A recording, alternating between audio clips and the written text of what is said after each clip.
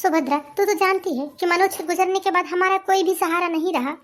अब तेरे जेठ जी की तबीयत भी दिन ब दिन बिगड़ते जा रही है। हाँ हाँ जीजी, बहुत ही बुरा किया भगवान ने आपके और जेठ जी के साथ। अरे मनोज आपका इकलौता बेटा था, एक तो आपका सहारा था, भगवान ने क्यों छीन लिया उसे। कितना समझदार, सुशील और संस्कारी बेटा था हमारा, लेकिन हम नहीं जानते थे कि इस तरह एक्सीडेंट के कारण हमारे बेटे की इस तरह मौत हो जाएगी। जीजी, जिसका जवान बेटा चला गया हो वो माँ बाप के दिल पर क्या बीतेगी वही जानते हैं। मैं आपका दर्द समझ सकती हूँ जीजी। जीजी थोड़े हिम्मत रखो, आप जेठ जी का सहारा हो और जेठ जी आपका। सुभद्रा, ऐसा क्यों हुआ हमारे साथ? अरे क्या क्या अरमान थे मेरे, कितने सपने संजोए थे मैंने। एक तो भगवान ने मेरी शादी के 10 साल बाद मुझे एक बेटा दिया था, और वो भी इस समय पर छीन लिया जब हमें सबसे ज्यादा जरूरत थी। बुढ़ापे में माँ बाप का सहारा बेटा ही होता है, और जब भगवान को उसे ले जाना ही था तो क्यों छीना उसने, क्यों छीना। कितने अरमान थे सुभद्रा मेरे कि मैं अपने बेटे की शादी करूंगी। इस वर्ष 25 साल का हो गया था मनोज।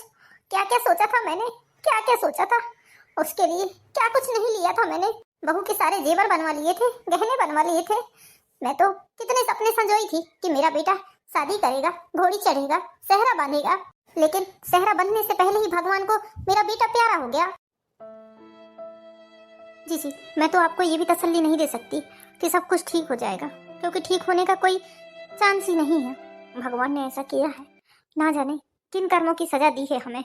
सुभद्रा, मैंने तो किसी का बुरा नहीं चाहा था, हमेशा भगवान की पूजा पाठ और धर्म कर्म पुण्य किए हैं। ना जाने ऐसे कौन से कर्म थे मेरे जो मेरा बेटा मुझसे छिन गया। सुभद्रा, ये सब तो जाने दे, ये तो मेरे लिए जीवन भर की कहानी बन गई और मेरी किस्मत का रोना हो गया। सुभद्रा, मैंने तुझे किसी काम से फोन लगाया था।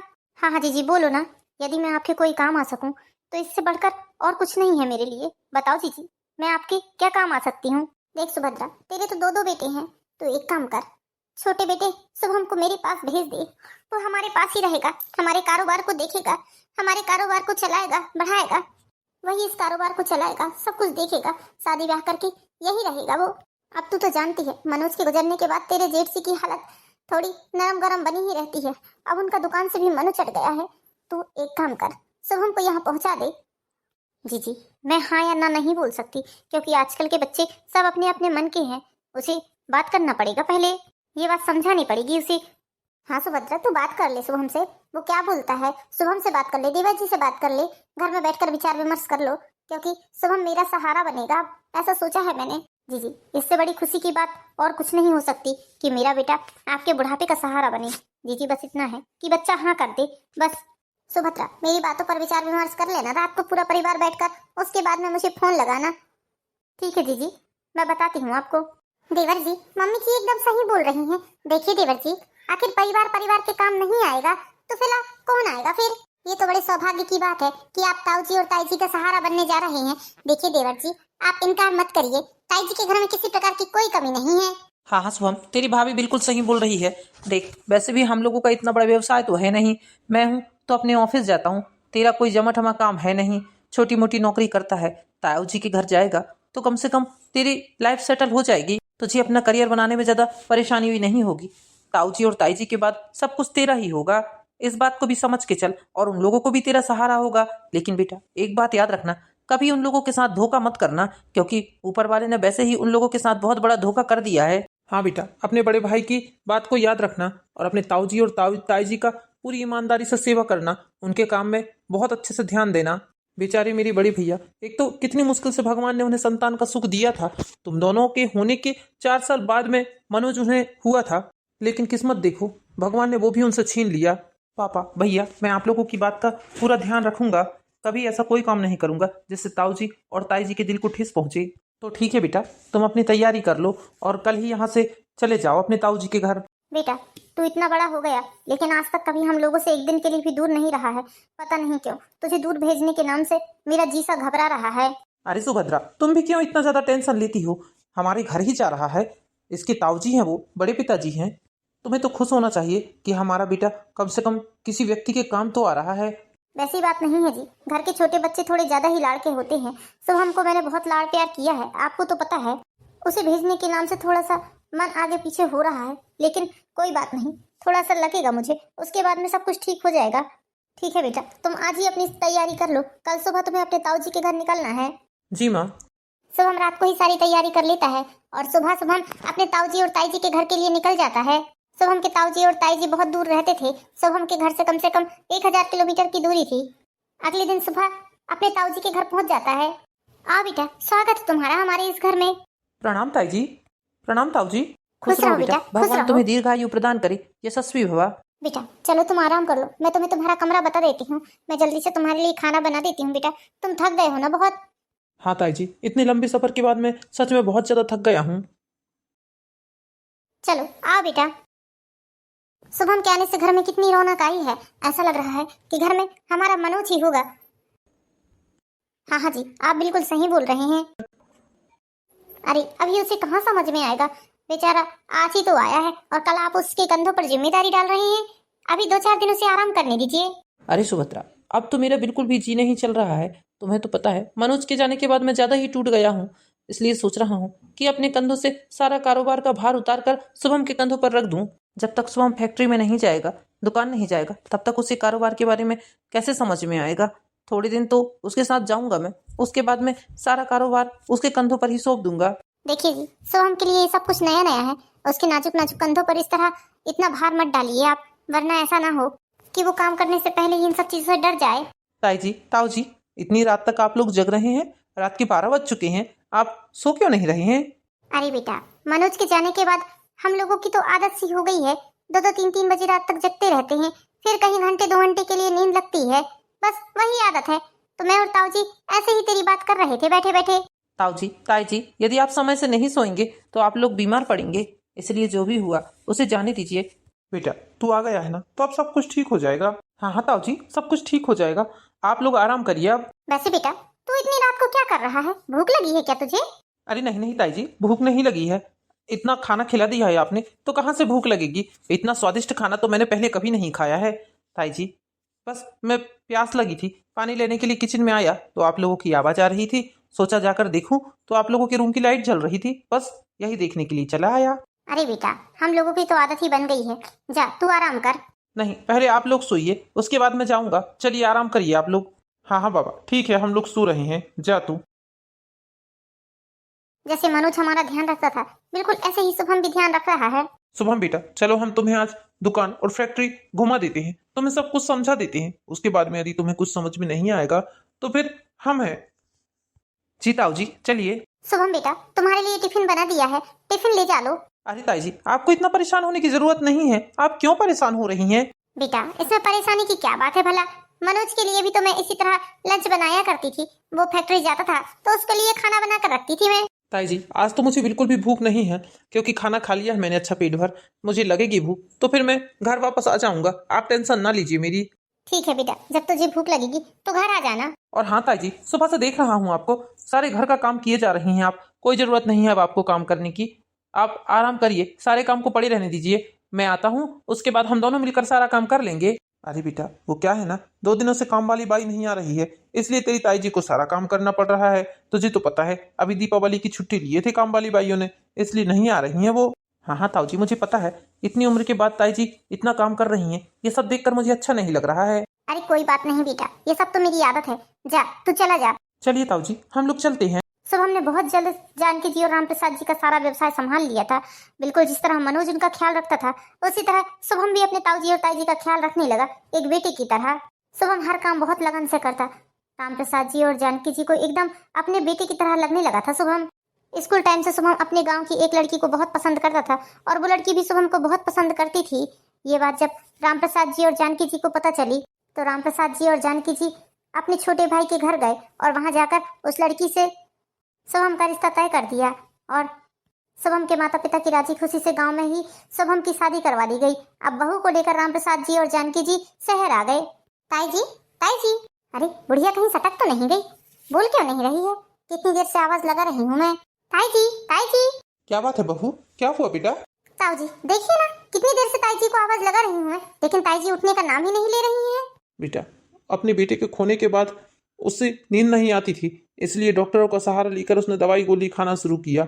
इसलिए उसे दोपहर में बहुत नींद आती है, कम से कम 2 घंटे बिल्कुल बेसुध सोती है वो। अच्छा, अरे सॉरी ताऊ जी, मुझे पता नहीं था। हाँ हाँ बेटा। ठीक है ताऊ जी, तो ताई जी को आराम करने दीजिए। बेटा शाम के 4 बज गए हैं, तू एक काम कर, मेरे लिए एक कप चाय तो बना दे जरा अदरक वाली। हाँ ठीक है ताऊ जी, बना देती हूँ। लो अब यहाँ एक और नई झंझट। ससुराल में आने के बाद काम भी करना पड़ेगा। अरे सेवा करूंगी तो अपने सास ससुर की करूंगी, इन लोगों की क्यों करूंगी? ये कौन से मेरे सास ससुर लगे हुए हैं?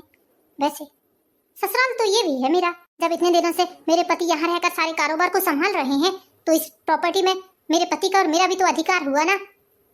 अरे लेकिन मेरे पति को क्या बताऊं, इतने बेवकूफ हैं कि बस पूरा तन मन सब निछावर कर दिए हैं अपने ताऊ जी और ताई जी के ऊपर। अरे उन्हें तो अपने बारे में और अपनी पत्नी के बारे में कुछ ख्याल ही नहीं है। ना जाने कैसी बुद्धि के इंसान है। मेरे जैसा इंसान रहता इस घर में तो अब तक लाखों रुपए जोड़ चुका होता, लाखों रुपए की पट्टी बांध लेता। लेकिन यह है कि पूरी ईमानदारी से काम करते हैं, पाई पाई निकाल कर ताऊ जी को दे देते हैं। क्या जरूरत है, मैं बोलती हूँ। अरे थोड़ा बहुत अपने लिए भी तो जोड़ कर रखेंगे। अरे क्या भरोसा, कल को ताऊ जी ने लात मार कर इन्हें निकाल दिया तो फिर हमारा क्या होगा? ना ही हमारे ससुराल वाले हमें रखेंगे और ना ही ये लोग रखेंगे। यहाँ तो हम अपना अधिकार जमा ही नहीं सकते क्योंकि यहाँ तो हमारा अधिकार है ही नहीं। एक काम करती हूँ, रात में शुभम को समझा देती हूँ। शुभम को समझाऊंगी तभी उसे समझ में आएगा। ऐसे तो मूर्खों की तरह बस सेवा ही करते रहेगा। अरे सेवा करने के लिए हमारा जीवन थोड़ी ना बना है। अपने भले के लिए तो दुनिया सोचती है, हम कौन सा बुरा सोच रहे हैं। आने दो आज शुभम को, आज शुभम से सारी बात करके रहूंगी। कितनी मेहनत कर रहा है, दिन से दिन रात से रात नहीं करता है। जब से शादी होकर आई हूँ इस घर में देख रही हूँ कितनी मेहनत कर रहा है शुभम। रिया तुम यहाँ बैठी हो, मैं तुम्हें बाहर आवाज लगा रहा था। कब से आया हूँ फैक्ट्री से, मुझे एक कप चाय बनाकर दे दो ना, बहुत थकान हो रही है। वो क्या है, ताई जी की तबीयत कुछ ठीक नहीं लग रही है, इसलिए ताई जी अभी तक सो रही हैं। शुभम तुम इस घर में मुझे पत्नी की हैसियत से लाए हो या नौकरानी की हैसियत से लेकर आए हो? अरे जिस दिन से इस घर में आई हूँ ताई जी तो बिस्तर ही नहीं छोड़ रही। अरे मुझे ऑर्डर पे ऑर्डर लगाए जाते हैं। इतना काम तो मैंने अपने माँ बाप के घर में भी नहीं किया है जितना काम मुझे इस घर में करना पड़ रहा है। देखो शुभम, मैं तुमसे साफ साफ कह देती हूँ, इस घर में मुझे शांति नहीं है, सुकून नहीं है, दो पल चैन से बैठ नहीं पाती हूँ। तुम्हें पता है तुम वहाँ दिन से दिन रात से रात कर रहे हो फैक्ट्री में, और यहाँ मैं सारे घर का काम अकेले ही करती हूँ। हम दोनों इस घर के नौकर हैं, समझ लो। इस घर में हम लोगों का कुछ भी नहीं है। एक दिन ऐसा ना हो कि ताऊ जी और ताई जी तुम्हें लात मार कर घर से निकाल दें। रिया ताऊ जी और ताई जी के बारे में ऐसा मत बोलो प्लीज। ताऊ जी और ताई जी वैसे ही बहुत दुखी हैं। जब से मनोज का निधन हुआ है ताऊ जी और ताई जी तो एकदम ही टूट गए हैं। वो तो बस जी रहे हैं किसी भी तरीके से। जिसका जवान बेटा माता पिता की आंखों के सामने से गुजर जाए, उस माता पिता के ऊपर क्या गुजरती है तो वही जानते हैं। अरे मैं उनकी तकलीफ को समझ सकती हूँ, लेकिन तुम मेरी तकलीफ को भी तो समझो। देखो शुभम, ताऊ जी और ताई जी सारी प्रॉपर्टी के मालिकाना हक उन्हीं का है और वही हकदार है। हमारा और तुम्हारा कुछ नहीं है। ऐसा ना हो कि किसी दिन हमारा यहाँ भी कुछ न रहे और वहाँ भी कुछ न रहे। आपके बड़े भैया ऐसा ना बोले कि इतने सालों तक ताऊ जी के घर में रहकर सेवा किया है तो ताऊ जी ही तुझे अपनी प्रॉपर्टी का हिस्सा देंगे, और ताऊ जी ऐसा ना बोले कि तेरा इस घर में है ही क्या, तू कौन से हमारी संतान है। ना हम गली के रहेंगे ना घाट के रहेंगे, हमें कहीं का कुछ नहीं मिलेगा। तुम खुद सोचो, इतनी मेहनत कर रहे हो तुम, आज तक तुमने क्या जोड़ा? कभी तुम्हें ताऊ जी और ताई जी ने 100 रुपए उठाकर दिए हैं हाथ से कि लो ये तुम अपने हाथ में रखो, खर्चा करना? अरे हाथ में पैसे देने की बात ही नहीं है, सारा पैसा तो मेरे हाथ में ही आता है फैक्ट्री का। मुझे जितना लगता है उतना खर्च करता हूँ मैं।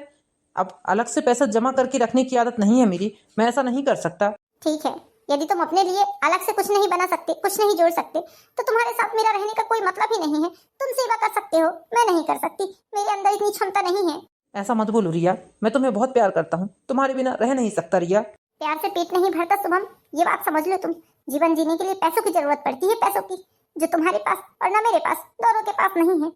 सेवा भाव करते करते एक दिन ऐसा ना हो कि ताऊ जी और ताई जी हम दोनों को ही घर से रफा दफा कर दे, फिर क्या करोगे? अरे ऐसा कुछ नहीं होगा, तुम क्यों इतनी टेंशन ले रही हो? सोहन, एक मेरा दोस्त है जिसने अपने माता पिता को छोड़कर अपनी बुआ के घर में ऐसे ही सेवा की थी। बुआ के बच्चे नहीं थे, आखिरकार उसके फूफा जी ने उसे जरा सी बात के लिए मारपीट कर घर से भगा दिया, और बेचारा ना अपने घर का रहा, ना उसका करियर बना, और ना ही बुआ के घर में रह पाया। जिंदगी बर्बाद हो गई उसकी बेचारे की। बस इसी तरह मैं तुम्हें भी समझा रही हूँ। तो मैं क्या ही कर सकता हूँ, तुम ही बताओ क्या कर सकता हूँ मैं तो यहाँ सेवा भाव के उद्देश्य से रह रहा हूँ बस। देखो सुमन, ताऊ जी और ताई जी से बोलो कि तुम इतने दिनों से उनकी सेवा कर रहे हो, इसलिए सारी प्रॉपर्टी तुम्हारे नाम कर दे। आखिर तुम यही तो रहोगी ना? नहीं नहीं, मैं ऐसा नहीं बोल सकता, मैं ऐसा नहीं बोल सकता। ऐसा नहीं बोल सकते तो छोड़ दो मुझे, तलाक दे दो, फिर मेरे बिना रह जाओ, मुझे भूल जाओ। तुम्हारे पास दो ऑप्शन है, या तो तुम्हें सारी प्रॉपर्टी अपने नाम करवानी पड़ेगी या तो मुझे तलाक देना पड़ेगा। बताओ क्या सुन रहे हो तुम? ऐसा मत बोलो, मैं तुम्हारे बिना नहीं रह सकता। तुम ऐसा क्यों बोल रही हो रिया?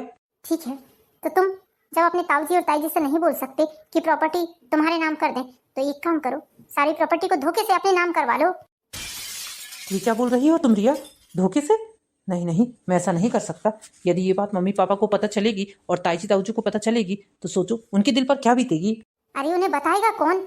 सिर्फ हमें उनसे साइन लेकर अपने पास रखनी है सारे कागजात, सारी प्रॉपर्टी को सिर्फ तुम अपने नाम करवा लो। बताना थोड़ी ना है, बस किसी बहाने उनसे साइन ले लो कागजातों पर। नहीं नहीं, नहीं नहीं तो फिर छोड़ दो, मुझे तलाक दे दो।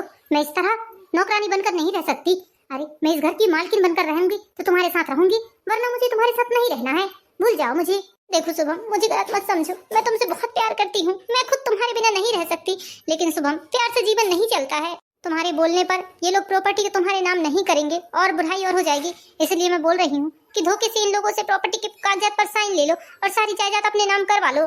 प्यार से पेट नहीं भरता रिया, सही बोल रही हो तुम। प्यार से जीवन नहीं चलता है, जीवन जीने के लिए पैसों की जरूरत पड़ती है। तुम मेरे बारे में गलत नहीं सोच सकती हो, तुम मेरी पत्नी हो, मेरा भला ही सोचोगी। जब सोचोगी तो मैं तुम्हारी बात समझ चुका हूँ। मैं कल ही सारे कागजात तैयार करवाता हूँ और ताऊजी से सारे कागजात में साइन करवा लूंगा। साइन करवाने के बाद सारी प्रॉपर्टी मेरे नाम हो जाएगी, ये बात किसी को पता भी नहीं चलेगी। थैंक यू शुभम, जो तुमने मेरी बात मान ली। लेकिन इतनी जल्दी कागजात तैयार नहीं होंगे, उसके लिए कम से कम 1 हफ्ते का समय चाहिए। अरे हाँ, 1 हफ्ते में भी यदि कागजात तैयार होते हैं तो कोई दिक्कत की बात नहीं है ना शुभम? हाँ ठीक है। 1 हफ्ते के अंदर ही अंदर शुभम प्रॉपर्टी के कागजात तैयार करवा लेता है और अपने ताऊजी के पास पहुंच जाता है। ताऊजी से आए दिन किसी न किसी कागजात पर शुभम साइन लेता ही रहता था, तो बहुत सारे कागजों के बीच में प्रॉपर्टी का कागज लेकर पहुंच जाता है। बेटा कितना ध्यान रख रही हो तुम हमारा।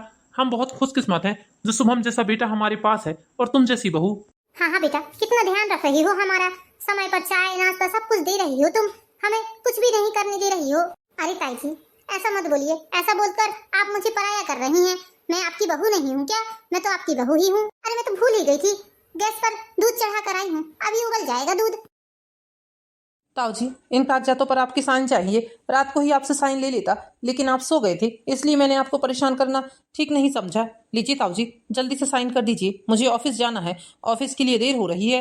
अरे बेटा ताऊजी को चाय तो पी लेने दे, चाय ठंडी हो जाएगी। तू भी आ, बैठ हमारे साथ चाय पी ले। अरे नहीं नहीं ताई जी, आपको तो पता है फैक्ट्री में कितना काम रहता है, वर्कर आ गए होंगे, मुझे जल्दी से जाकर देखना पड़ेगा ना। वैसे ही आज बहुत काम है। ठीक है बेटा, ला पहले साइन कर देता हूँ, चाय तो बाद में भी पी लूंगा। ये लीजिए ताऊजी, पेन लीजिए पेन। बड़े भैया रुक जाइए जरा, साइन करने की इतनी भी क्या जल्दी है आपको? अरे पापा मम्मी, आपने आने की कोई खबर नहीं दी? रमेश, सुभद्रा, तुम यहाँ अचानक से? तुमने आने की कोई खैर खबर नहीं दी? भैया भाभी, मेरे अचानक से यहाँ आने का कुछ कारण है, आपसे बाद में बात करता हूँ। पहले हमारे इस बरखुरदार से बात कर ली जाए। बहू ये क्या? तुमने क्यों मारा हमारी बेटी को? तुम्हें इस तरह अपने जवान बेटे पर हाथ नहीं उठाना चाहिए था, वो भी उसकी पत्नी के सामने। क्या बात हो गई ऐसी जो तुम अपने बेटे पर हाथ उठा रही हो? आपको कुछ नहीं पता है बड़े भैया, इस नालायक ने क्या किया है। यदि आपको पता चल जाएगा ना तो इसे फौरन ही घर से बाहर निकाल दोगी और पुलिस के हवाले कर दोगी। भैया मैं तो सोचती हूँ कि ऐसी कौन सी मनहूस घड़ी थी जिस घड़ी में मैंने इस जैसे धोखेबाज लड़के को जन्म दिया। मुझे शर्म आ रही है बड़े भैया इसे अपना बेटा कहने में। अरे इसने आपके विश्वास का नाजायज फायदा उठाया है बड़े भैया। सुभद्रा पहले हुआ क्या है ये तो बता, बिना मतलब कहीं बेटे को डांटे जा रही है, चिल्लाए जा रही है। अरे वो छोटा सा बच्चा थोड़ी ना है। जीजी आपको कुछ भी नहीं पता है कि हुआ क्या है। जीजी इसने सारी प्रॉपर्टी धोखे से अपने नाम करवा ली है और ये कागजात फैक्ट्री के नहीं है, ये कागजात प्रॉपर्टी के हैं। इसके बीच में प्रॉपर्टी के कागजात फंसे हुए हैं, ये सारी प्रॉपर्टी अपने नाम करवा रहा है। नहीं बहू, तुम्हें जरूर कोई गलतफहमी हुई है। हमारा शिवम बेटा बिल्कुल ऐसा नहीं है। वो हम लोगों से बहुत प्यार करता है, उसके मन में जरा भी लोभ नहीं है। वो कभी हमसे 1 रुपए की भी उम्मीद नहीं करता है। हाँ सुभद्रा, शिवम के ताऊजी बिल्कुल सही बोल रहे हैं, ऐसा कुछ भी नहीं है, तुम्हें गलतफहमी हुई है। भाभी भैया, सुभद्रा बिल्कुल सही बोल रही है, इस नालायक ने ऐसा ही किया है। आप लोगों को यकीन नहीं है तो अभी हमारा बड़ा बेटा अशोक वकील साहब को लेकर आ रहा है। माँ ऐसा बिल्कुल नहीं है, आपने बिन बात के ही मेरे ऊपर हाथ उठा दिया। अरे मेरी इमेज के बारे में आपने जरा भी नहीं सोचा। मेरी पत्नी खड़ी हुई है, ताऊजी खड़े हुए हैं, ताई जी खड़ी हुई हैं, उनके सामने आप मुझ पर इस तरह हाथ उठा रहे हैं। चुप कर नालायक, अभी तो हाथ उठाया है, वरना ऐसा ना हो कि तुझे डंडे की मार मारूं। वो तो अच्छा हुआ कि जिस वकील के हाथों तूने सारी प्रॉपर्टी के कागजात तैयार करवाए थे वो अशोक का बचपन का दोस्त निकला। उसने सारी बात बता दी अशोक को फोन करके। उसने हमें 2 दिन पहले ही बता दिया था इसलिए हम एक दिन पहले ही निकल गए वहाँ से। सुभद्रा, अशोक का दोस्त कहाँ इतनी दूर रहेगा? तुम तो कुछ भी बताती हो। जरूर कोई गलत फहमी हुई है। शुभम ऐसा लड़का नहीं है, हमारे साथ इतने दिनों से रह रहा है, हम उसे अच्छे से जानते हैं। तुम कैसी माँ हो, अपने बेटे के बारे में इस तरह बात कर रही हो? अरे किसी अनजान व्यक्ति के बातों में आकर अपने बेटे पर इस तरह हाथ उठाया जाता है क्या?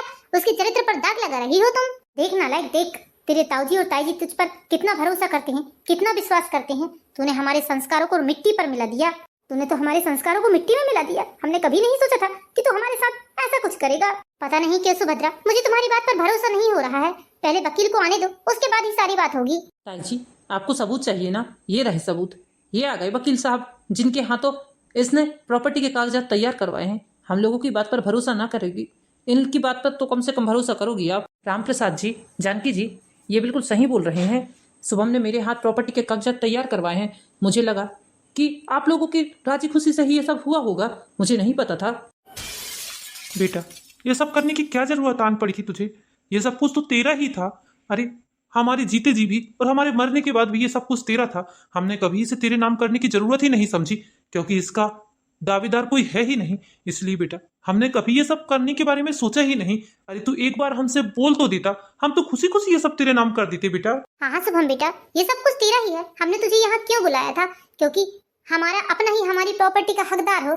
हमारा बच्चा तो रहा नहीं, तो हमने तुझे ही अपना बच्चा समझकर इस घर में बुलाया था। बेटा, तुझे यदि प्रॉपर्टी चाहिए थी तो एक बार तो अपने ताऊजी से बोल देता। ताऊजी, मैं आपके विश्वास के लायक नहीं हूँ। मैंने आपका विश्वास तोड़ा है। मैं धोखेबाज हूँ। ताऊजी, पता नहीं कैसे मेरे दिमाग में ये ख्याल आ गया कि मैं सारी प्रॉपर्टी अपने नाम करवा लेता हूँ धोखे से। क्या पता आप मुझे बाद में इस प्रॉपर्टी से बेदखल कर दे। मुझे माफ कर दीजिए ताऊजी, मुझे माफ कर दीजिए। अरे बेशरम, किस मुंह से माफी मांग रहा है अपनी ताऊजी और ताईजी से? देवी जैसी तेरी ताईजी, देवता जैसे तेरे ताऊजी, तुझ पर कितना भरोसा, कितना विश्वास किया, और तूने उन लोगों के साथ इतना बड़ा धोखा किया। कभी नहीं, तुझे कभी माफी नहीं मिल सकती, कभी माफी नहीं मिल सकती तुझे। तू है ही नहीं माफी के लायक। तू किसी के विश्वास के लायक नहीं है, तू किसी के प्यार के लायक नहीं है, तू किसी के अपनेपन के लायक नहीं है। तू सिर्फ और सिर्फ नफरत के लायक है। तुझसे लोग नफरत करेंगे, नफरत। सुभद्रा, ऐसा मत कहो। शुभम हमारा भी बेटा है। हमने उसे सिर्फ बोलकर बेटा नहीं बनाया, हमने इसे दिल से अपना बेटा मान लिया था। अरे इसके रहते हमें मनोज की कमी महसूस नहीं हो रही थी। हमें तो ऐसा लगा शुभम के रूप में हमें मनोज मिल गया है। ऐसा मत बोलो। देख ले नालायक, सुन ले अपनी ताईजी की बातों को। ताईजी, आप मुझे भले ही इस घर से निकाल दीजिए, अब मैं इस घर में रहने के लायक भी नहीं हूँ, लेकिन ताईजी मुझे माफ़ कर दीजिए। प्लीज़ इतना बोल दीजिए कि आपने मुझे माफ़ कर दीजिए। माफ़ कर दिया, मैंने आपको धोखा दिया, इस बात का मलाल तो मुझे जीवन भर रहेगा। शायद मैं अब आपके दिल में कभी जगह ना बना सकूं, लेकिन ताऊजी, कम से कम अपने इन कानों से ये तो सुन लूँगा कि आपने मुझे माफ़ कर दिया। मैं आपके सामने से आपकी नफरत लेकर नहीं जा सकता। मुझे माफ़ कर दीजिए। जाते जाते मैं आपसे एक ही विनती करता हूँ, मैं आपसे माफ़ी मांगना चाहता हूँ और मुझे माफ़ कर दीजिए। जाते जाते कहाँ जा रहे हो बेटा तुम? और तुम्हें जाने के लिए बोला किसने, जो तुम जाते जाते बोल रहे हो? हाँ बेटा, तुम्हें जाने के लिए बोल कौन रहा है? अरे बच्चे गलती कर लेते हैं तो क्या माँ बाप उन्हें अपने घर से निकाल देते हैं? हमने तुम्हें सिर्फ बेटा मुंह से नहीं बोला है, अपने दिल से तुम्हें बेटा अपनाया है, तुम्हें बेटा माना है। भैया, ये लड़का घर में रहने लायक नहीं है, ये धोखेबाज है, ये मक्कार है। रमेश चुप करो, ऐसे नहीं बोलते हैं। शुभम हमारा बेटा है। यदि शुभम की जगह मनोज होता और मनोज ऐसा करता तो क्या हम उसे भी अपने घर से निकाल देते? अरे बच्चा है, गलती कर लिया, इसका मतलब ये थोड़ी ना है कि हम उसे घर से निकालेंगे। शुभम हमारा बेटा है और हमारा बेटा ही रहेगा। इस घर में शुभम का अधिकार है, इस प्रॉपर्टी में शुभम का अधिकार है। हम भले ही इस चीज के नाम करें या ना करें, वो जो चाहे इस प्रॉपर्टी का कर सकता है। नहीं ताईजी, मैं प्रॉपर्टी की लालच बिल्कुल नहीं करता। मुझे बस आपका प्यार और आशीर्वाद चाहिए। ताईजी, ताऊजी, इसमें शुभम की कोई गलती नहीं है, ये सब मेरा किया धरा है। शुभम के दिमाग में तो ये सब बातें कभी आई ही नहीं ताईजी। मैंने ही उसके कान भरे थे, मैंने ही उससे बोला था कि ये प्रॉपर्टी धोखे से अपने नाम कर ले। ताईजी, मुझे माफ कर दीजिए, मैं कभी आप लोगों को समझ ही नहीं पाई, मुझे माफ कर दीजिए ताईजी। बेटा, गलती बच्चों से होती है। हमने कहा ना, जैसे शुभम हमारा बेटा है वैसे तुम भी हमारी बेटी हो। तुम इस बात का मलाल अपने दिल में मत पालो। हमने शुभम को माफ किया, तुम्हें भी माफ किया। इस तरह राम प्रसाद जी शुभम और रिया दोनों को माफ कर देते हैं और शुभम और रिया को भी अपने किए पर बहुत पछतावा होता है। अब शुभम और रिया पूरे प्रेम भाव से जानकी जी और राम प्रसाद जी की सेवा करने लगते हैं। दोस्तों, ये कहानी आपको कैसी लगी? कहानी पसंद आई हो तो हमारे चैनल परियन ब्लॉग को सब्सक्राइब कीजिए, वीडियो को लाइक कीजिए। मिलते हैं नेक्स्ट वीडियो में दोस्तों, जब तक के लिए बाय बाय।